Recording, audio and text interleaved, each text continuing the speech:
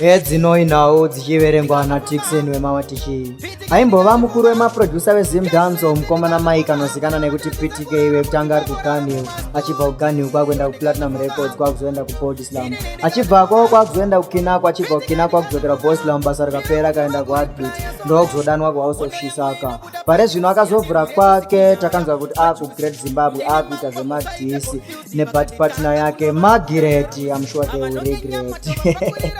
Boss watichi pa action Maki anga apera kunge kabare dovi adzoka afuta anesele kunge Zoe na producer wake varimo mjoni vari kusimbisana anzi tiri kutora mari vakuda kudhisa Polato manje pano tsvuka ropa tomato umwe akurwira chuzi rekucha wakona hapana kura murume usatese usina kukwana na PTK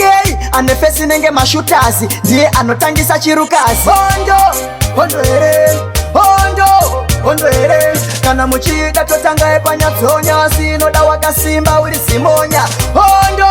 hondo here hondo here kana uchida totanga epanyatsonya sinoda wakasimba uri Simonya. Varikupika mejikawo varikumuti ilegend asi chinondinetsa tese topfeka matent asati ambokwira ndege kwenda England asati amboimba pasteji nelive band ori kumashure kwa Raspombi kunotomupfeka semastombi tomuvhara semapombi tomuyamwa semabhombi kozitovhura mabhombi tisu totonga mujoni hondo here hondo here kana muchida totanga epanyatsonya sinoda wakasimba uri Simonya hondo here hondo here kana uchida totanga epanyatsonya sinoda wakasimba uri Simonya. Maki anga apera kunge kabare dovi adzoka afuta anesele kunge Zoe na producer wake varimo mjoni vari kusimbisana anzi tiri kutora mari vakuda kudhisa Polato manje pano tsvuka ropa tomato umwe akurwira chuzi rekucha wakona hapana kura murume usatese usina kukwana na PTK ane fesi nenge mashutazi ndiye anotangisa chirukazi hondo here hondo here kana muchida totanga epanyatsonya sinoda wakasimba uri Simonya